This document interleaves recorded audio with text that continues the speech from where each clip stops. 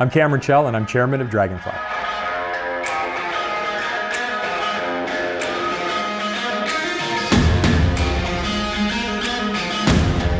At Draganfly, we love to innovate.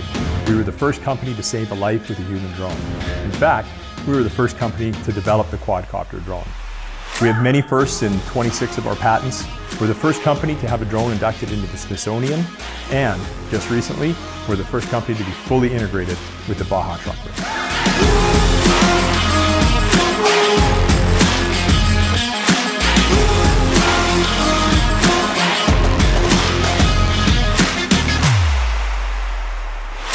Innovation in the UAV space is already amongst us. We can easily think about things like autonomous flight, autonomous security, beyond line of sight, anti-drone technology, communication, and delivery. Many of the innovations that are coming in the UAV space are already imagined and here, and we're starting to see a lot of the promise for what they are. When you get into mission-critical situations and you've got to start worrying about winds and weight and battery time, software systems and autopilots and collision avoidance, and you've got to do it in a way that's 100% safe or mission-critical, it becomes a different game very, very quickly. And it's why, frankly, there have been so many drone startups that have not succeeded, regardless of the amount of money that's been put behind them. All of these things are entirely possible technically. And really what the market commercially is doing right now is catching up with itself and letting the regulators have their say to ensure that this can be a long-term viable commercial and military option as we move forward. A lot of people are going to be watching the markets tomorrow. As we see what's happened after this drone attack, drone strikes on the world's largest oil plant in Saudi Arabia yesterday. Houthi rebels claiming responsibility. The US Department of Homeland Security has issued strong concern that Chinese-made drones may be sending flight data back to China. According to CNN, US companies have been warned to exercise caution when buying devices which could, quote, transfer American data into an authoritarian state which permits its intelligence services to have unfettered access to such information. Stark warning tonight from the Department of Homeland Security about the danger of drones. In the wrong hands, they're a real threat. In Syria, ISIS converted drones to drop bombs. And last year, Venezuela's president was attacked by 2 drones packed with explosives. A tactic UN officials worry about. The new weapon in the ISIS arsenal isn't on the battlefield, but above it, with dead center accuracy.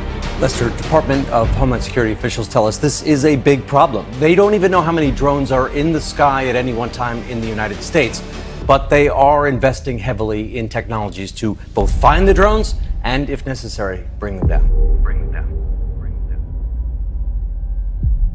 Patrick Imbasiani, Vice President of Business Development, Draganfly.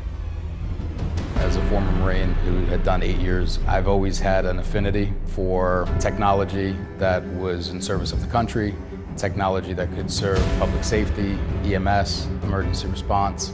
Having found that Draganfly was firmly rooted in that space was a pleasant surprise for me.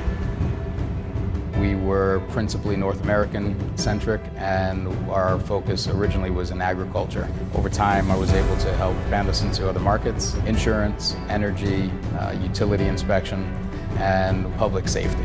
Some law enforcement agencies are looking to the skies and determining that unmanned aircraft systems, UAS, offer solutions to maintaining public safety and processing crime scenes. Office in Grand Junction, Colorado, uses UASs primarily to assist in crime scene and traffic accident investigations.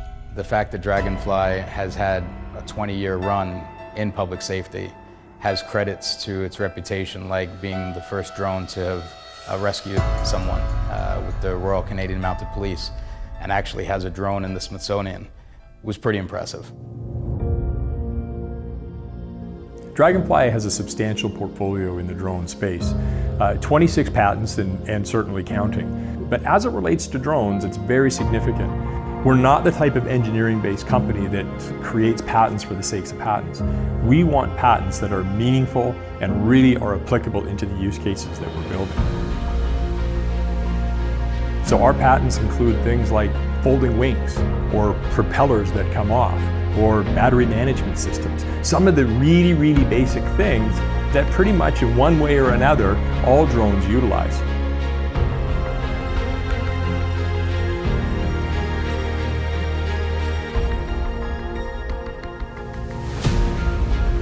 We also have machine vision patents and tracking system patents and a number of other things that get highly specialized. But we're really proud and work hard, not just having a sizable patent portfolio, but having a meaningful patent portfolio.